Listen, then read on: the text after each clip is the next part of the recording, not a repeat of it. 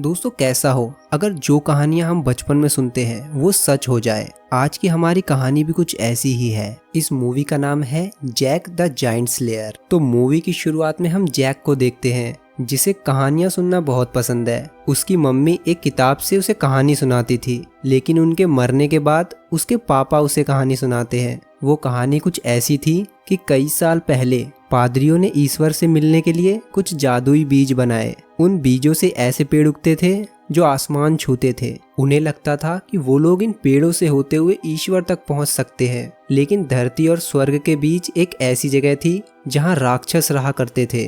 वो सभी पादरी उसी जगह पहुंच गए। उन्हें लग रहा था कि वो ईश्वर के घर आए हैं, लेकिन वो गलत थे। उन राक्षसों ने उन सभी को मार दिया और उन पेड़ों से होते हुए धरती पर आ गए। राक्षस धरती पर आकर आतंक मचाने लगे, यहाँ तक कि वो इंसानों को भी खाने लगे। यहाँ हम देखते हैं कि उस राज्य की राजकुमारी की मम्मी उसे भी यही कहानी सुनाया करती है। इस राजकुमारी का नाम है इसाबेल। खैर, उस कहानी में उस टाइम के राजा एरिक ने पादरियों को बुलाया और एक मरे हुए राक्षस का दिल निकालकर तंत्र मंत्र के जरिए उससे एक मुकुट बनाया, जिसे राजा एरिक ने पहना। वो मुकुट पहनते ही वो सभी राक्षस उसके गुलाम बन गए। जिसके बाद राजा एरिक ने सभी को राक्षस लोग भेज दिया और उन सभी पेड़ों को कटवा दिया ताकि वो दोबारा धरती पर ना आ सके। साथ ही बचे हुए बीज उसने अपने पास ही रखे। अब एक दिन राजा एरिक की मौत हो गई। पादरियों ने वो बीज और मुकुट उसकी डेड बॉडी के साथ ही दफना दिए। जैक को ये कहानी बहुत पसंद है। यहाँ वो अपने डैड से पूछता है कि पापा, राक्षस दोबारा आ गए तो क्या होगा। इसमें उसका डैड कहता है, ये सिर्फ एक कहानी है, असल जिंदगी में राक्षस नहीं होते। इधर इसाबेल की मम्मी उसे बताती है कि वो राजा एरिक के खानदान से है। इसाबेल भी राजा एरिक की तरह बहादुर बनना चाहती थी, क्योंकि बड़े होकर उसे ही इस राज्य को संभालना था। इसके बाद हम 10 साल बाद का सीन देखते हैं, जहाँ जैक अब बड़ा हो चुका है और उसके डैड मर चुके हैं, इसलिए वो अपने चाचा के साथ रहता है। आज वो अपनी घोड़ा गाड़ी को बेचने जा रहा है, क्योंकि उसके घर में प्याज खत्म हो चुका है। जैक उस घोड़ा गाड़ी को बेचकर प्याज खरीदेगा और उसे महंगे दामों में बेचेगा। जैक जब शहर पहुंचा तब उसकी नज़र वहां चल रहे एक शो पर पड़ी, जिसे देखने के लिए वो चला गया। तभी उसे वहां इसाबेल दिखी, जो कि चोरी छुपे वो शो देखने आई थी, क्योंकि उसका महल से बाहर आना मना था। जब इसाबेल शो देखकर जा रही थी तब वहाँ कुछ गुंडे उसे छेड़ने लगे। ये देखकर जैक उसकी मदद करने गया। वो उन लोगों को समझा ही रहा था कि तभी उनके पीछे शाही सैनिक आ गए, जिन्हें देखकर वो लोग अपने घुटनों पर बैठ गए और माफी मांगने लगे। जैक ने जब पीछे मुड़कर देखा तो शाही सेना का लीडर एलमोंट उसे भी घुटने पर बैठने को बोल रहा था। साथ ही जैक ने ये देखा कि इसाबेल उन लोगों के साथ जा रही है, जिससे वो समझ गया कि ये राजकुमारी है। अब जैक वहां से बाहर आया तो उसने देखा कि किसी ने उसकी गाड़ी चुरा ली है। अब सिर्फ उसका घोड़ा ही बचा है। इसके बाद हम रॉड्रिक को देखते हैं, जिसकी इसाबेल के साथ शादी होने वाली है। असल में रॉड्रिक इसाबेल से प्यार नहीं करता था, बल्कि उसका मकसद ये था कि इसाबेल से शादी करके सारी सत्ता वो अपने नाम करवा ले। रॉड्रिक जब अपने कमरे में पहुंचा तो उसने देखा कि किसी ने उसके जादुई बीज चुरा लिए हैं। असल में रॉड्रिक ने खुद वो जादुई बीज और मुकुट राजा एरिक की कब्र से निकाल लिए थे। जब उसे पता चला कि एक पादरी उन बीज को लेकर चला गया है तो उसने महल के सभी गेटों को बंद करने का आदेश दिया और सभी सैनिक मिलकर उस पादरी को ढूंढने लगे। इसके बाद वो पादरी जैक से मिला। उस पादरी ने जैक से कहा कि तुम ये घोड़ा मुझे बेच दो, इसके बदले में मैं तुम्हें जादुई बीज दूंगा। लेकिन जैक को तो पैसे चाहिए थे। तब उस पादरी ने कहा कि इस बीज की कीमत तुम्हारे इन पैसों से कई ज्यादा है। उसने कहा कि इन बीज को पादरी पीटर तक पहुंचा दो, जिसके बदले में वो तुम्हें तुम्हारी कीमत दे देंगे। तब तक तुम इन बीज को संभाल कर रखना और सबसे जरूरी बात, इन्हें भीगने मत देना। ये कहकर वो पादरी उसका घोड़ा लेकर चला गया। लेकिन सैनिकों ने उस पादरी को भागते हुए देख लिया और वो पकड़ा गया। अब जैक उन बीज को लेकर अपने घर पहुंचा। तब उसका चाचा उन बीज को देखकर उस पर बहुत गुस्सा होने लगा और कहने लगा कि इन बीजों से घर का राशन नहीं खरीदा जा सकता, और तो और हमारा राशन कार्ड भी नहीं बना। ये कहकर उसने उन बीजों को फेंक दिया। जैक ने वो बीज उठाकर फिर से अपने पास रख लिए, लेकिन वो एक बीज को उठाना भूल गया। इधर हम इसाबेल को देखते हैं, जो अपने पापा से कह रही थी कि वो उसे बाहर क्यों नहीं जाने देते। इसाबेल उनसे कहती है कि जब वो आम लोगों के बीच आम इंसान की तरह रहेगी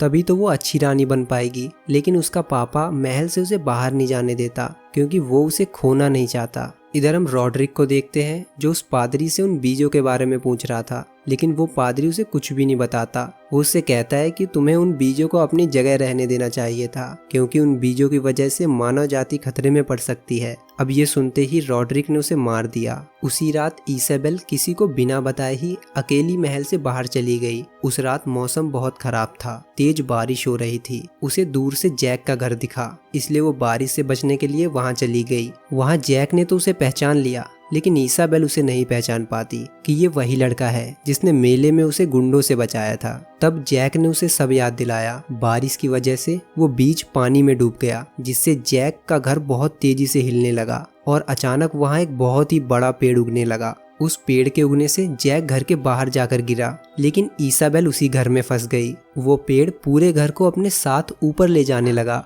जैक ने किसी तरह गेट तोड़कर इसाबेल को बचाने की कोशिश की, लेकिन पैर फिसलने की वजह से वो नीचे गिर गया और इसाबेल उस घर के साथ साथ आसमान में चली गई। अगली सुबह जब जैक को होश आया तो उसने देखा कि किंग इसाबेल को ढूंढते हुए अपने सैनिकों के साथ वहां आ गया। तब जैक ने उसे बताया कि कल रात वो उसी के साथ थी, लेकिन रात में अचानक ही वो पेड़ उगने लगा, जो मेरे घर के साथ साथ इसाबेल को भी अपने साथ ले गया। इसके बाद एलमोंट अपने कुछ साथियों के साथ ऊपर जाने की तैयारी करने लगा। वो लोग जैक को भी अपने साथ ले गए। जैक को ऊंचाई से बहुत डर लगता था, इसलिए हर बढ़ते हुए कदम के साथ उसका डर भी बढ़ता जा रहा था। इसलिए वो लोग उसे मोटिवेट करने के लिए उसके पिछवाड़े पर एक लात मारते हैं। वो सभी लोग आंधी तूफान जैसे खराब मौसम में भी ऊपर बढ़ते रहे और कई दिनों की मेहनत के बाद वो उस पेड़ के शिखर पर पहुंच गए। लेकिन इसाबेल जैक के घर में नहीं थी। जब वो लोग वहां से थोड़ा आगे गए तो उन्होंने देखा कि वहां धरती की तरह ही एक अलग दुनिया थी।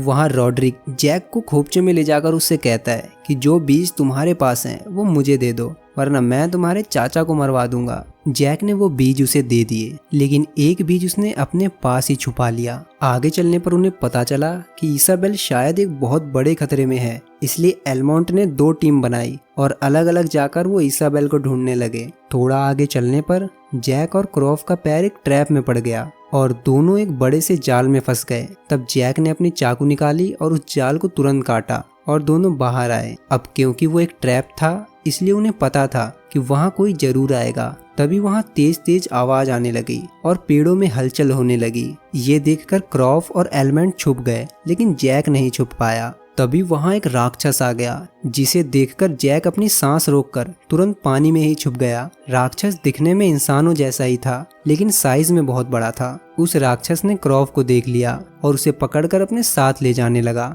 एलमोंट ने उसकी मदद करने की कोशिश की, लेकिन राक्षस ने उसे भी पकड़ लिया। जैक वहाँ कुछ भी नहीं कर सकता था, इसलिए वो उस राक्षस का पीछा करने लगा। इसके बाद हम रॉड्रिक को देखते हैं, जिसे इसाबेल की जरा सी भी चिंता नहीं थी। तभी वहाँ राक्षस आ गए जो उन्हें मारने ही वाले थे। तब रॉड्रिक ने किंग एरिक का मुकुट दिखाकर अपनी जान बचा ली। इधर हम इसाबेल को देखते हैं, जिसे उन राक्षसों ने पकड़ रखा था। वहाँ राक्षसों के सरदार ने उससे पूछा कि वो यहाँ तक कैसे पहुंची। राक्षसों को ये भी पता था कि वो किंग एरिक के खानदान से है, इसलिए अब वो उसे मारकर अपना बदला पूरा करना चाहते हैं। तभी वहाँ एक राक्षस एलमोंट और क्रोव को लेकर आया। राक्षस के सरदार ने उनसे भी यही सवाल पूछा कि तुम लोग ऊपर कैसे आए। जवाब ना मिलने पर वो राक्षस क्रोव को खा गया। वो इसाबेल को भी खाने वाला था कि तभी वहाँ रॉड्रिक आ गया, जिसने वो मुकुट पहन रखा था। ये देखकर सभी राक्षस अपने घुटनों पर बैठ गए, क्योंकि जिस किसी के पास भी वो मुकुट होता था वो राक्षस उनके गुलाम बन जाते थे। इसलिए अब रॉड्रिक उन सभी का राजा है। असल में रॉड्रिक उन सभी राक्षसों को धरती पर ले जाकर पूरी धरती पर कब्जा करना चाहता था। अब ये देखकर एलमोंट और इसाबेल समझ गए कि रॉड्रिक कोई अच्छा इंसान नहीं है। अब इसके बाद एलमोंट और इसाबेल को एक राक्षस लेकर चला गया ताकि वो उनका पेशियाई कबाब बना सके। लेकिन एलमोंट की शक्ल देखकर वो राक्षस उसका रोल बनाने लगा। तभी वहाँ जैक भी पहुंच गया, जिसे देखकर इसाबेल के जान में जान आई। जैक ने वहाँ देखा कि उस राक्षस ने एलमोंट को पकाने के लिए उसे तंदूर में रख दिया। इसके बाद वो राक्षस इसाबेल को काटने की तैयारी करने लगा। तब जैक ने वहां टंगी चाकू को ऊपर से गिराकर उस राक्षस के गले में घुसा दिया, जिससे उस राक्षस की मौके पर ही मौत हो गई। इसके बाद वो तीनों वहां से बचकर भाग निकले। वो तीनों धरती पर वापस जाने के लिए जब उस झरने के पास पहुंचे, तब उन्होंने देखा कि वहां एक राक्षस पहले से ही उनका रास्ता रोक कर बैठा है। वहां जैक को एक आइडिया आया। उसने एक मधुमक्खी के छत्ते को उस राक्षस के कपड़ों में डाल दिया, जिससे वो राक्षस दर्द की वजह से तड़पने लगा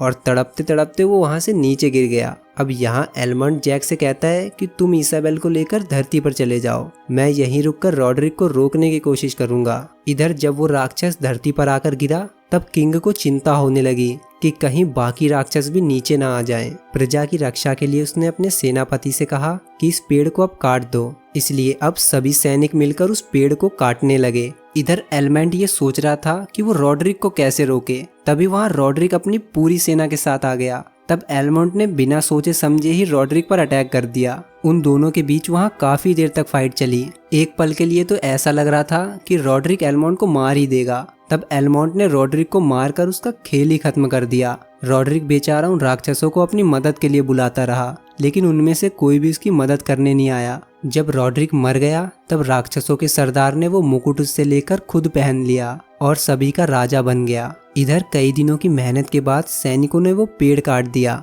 उस पेड़ के गिरने से वहाँ भगदड़ मच गई। एलमंड ने सही टाइम पर उस पेड़ पर छलांग लगा दी, जिससे वो भी धरती पर आने लगा। अब उस पेड़ के गिरने से वो राक्षस भी धरती पर नहीं आ सकते। इधर जैक और इसाबेल जो कि पेड़ से नीचे उतर रहे थे, वो भी पेड़ गिरने की वजह से जमीन से टकराने वाले थे, लेकिन जैक ने सस्ता स्पाइडरमैन बनकर अपनी और इसाबेल की जान बचा ली। एलमंड भी सही सलामत पानी में कूद गया और उसकी भी जान बच गई। अब किंग को लग रहा था कि उसकी बेटी उससे कभी नहीं मिलेगी। तभी जैक इसाबेल को वहां लेकर आ गया। किंग ने उसकी बेटी की जान बचाने के लिए जैक का शुक्रिया अदा किया और उससे कहा कि अगर तुम्हें किसी भी चीज की जरूरत पड़े तो मुझसे मांग लेना। इधर राक्षसों के सरदार को वो बचे हुए बीज मिल गए, जिसकी मदद से वो सभी राक्षस धरती पर आने लगे। जब जैक ने ये देखा कि राक्षस धरती पर आ रहे हैं तो वो बिना देरी किए ये बात किंग को बताने के लिए चला गया। जैक पूरे रास्ते यही चिल्लाता रहा कि राक्षस धरती पर आ चुके हैं, राक्षस धरती पर आ चुके हैं। जब ये बात किंग और इसाबेल को पता चली, वो सभी महल की तरफ तेजी से भागने लगे। उन राक्षसों के रास्ते में जो भी आ रहा था वो सब खत्म करते हुए आगे बढ़ रहे थे। इधर महल में एलमंड ने अपनी सेना की कमान संभाली और महल के चारों तरफ भरे हुए पानी में तेल डालकर उसमें आग लगा दी। और जैसे ही सभी महल के अंदर आ गए, सैनिक महल का गेट बंद करने लगे। पूरा गेट बंद होने से पहले ही जैक भी अंदर आ गया। वहां सैनिकों ने हमला करके उन राक्षसों के सरदारों को जलते हुए पानी में गिरा दिया, लेकिन वो राक्षस फिर भी नहीं मरा। इसके बाद वो बचे हुए राक्षस उस गेट को बंद होने से रोकने लगे। वहां किंग ने इसाबेल से कहा कि वो तुरंत इंग्लैंड टावर पे जाए और जाकर वहां रॉकेट जलाए, जिससे दूसरे देशों को खतरे का पता चल सके। इसके बाद सैनिकों के लाख कोशिश करने के बाद भी राक्षसों ने मेन गेट तोड़ दिया, क्योंकि वो इंसानों से ज्यादा ताकतवर थे। इधर ये दोनों इंग्लैंड टावर की तरफ ही जा रहे थे कि तभी वहां वो राक्षसों का सरदार आ गया, जिसने उन दोनों को पकड़ लिया। वो जैक को खाने ही वाला था कि तभी जैक ने वो बचा हुआ बीज उसके मुंह में फेंक दिया, जिससे वो बीज उसके शरीर के अंदर ही उगने लगा और उसकी मौत हो गई। इधर वो सभी राक्षस इतनी मेहनत करने के बाद अंदर पहुंचे थे, लेकिन उन्होंने बिना लड़े ही हथियार डाल दिए। साथ ही वो सभी अपने घुटनों पर बैठकर उनसे माफी मांगने लगे। अब ऐसा इसलिए था क्योंकि जैक सही समय पर किंग एरिक का मुकुट लेकर आ गया, जिससे वो सभी राक्षस उसके गुलाम बन गए। जैक ने भी राजा एरिक की तरह ही उन राक्षसों को राक्षस लोग भेज दिया और उन सभी पेड़ों को काट दिया गया, जिससे राक्षस लोग और धरती के बीच का रास्ता ही खत्म हो गया और सभी लोग खुशी खुशी रहने लगे। इसके बाद किंग ने इसाबेल और जैक की शादी करवा दी। इसके बाद हम देखते हैं कि इसाबेल और जैक अपने बच्चों को ये कहानी सुनाने लगे। साथ ही हम देखते हैं कि उस मुकुट को मॉडिफाई करके एक म्यूजियम में रखवा दिया गया और सदियों से वो मुकुट उसी म्यूजियम में रखा है। 21वीं सदी के लोग उस मुकुट को देखने आया करते हैं, जिसके साथ ही इस मूवी का दी एंड हो जाता है। दोस्तों, ये मूवी अगर आपको पसंद आई है तो वीडियो को लाइक जरूर कर दें और चैनल को सब्सक्राइब कर एक प्यारा सा कमेंट जरूर कर दें, क्योंकि आपके कमेंट पढ़कर मुझे बहुत ही अच्छा लगता है और शायद फ्यूचर में मैं सबसे अच्छा कमेंट लिखने वाले को शाउट आउट भी दूं।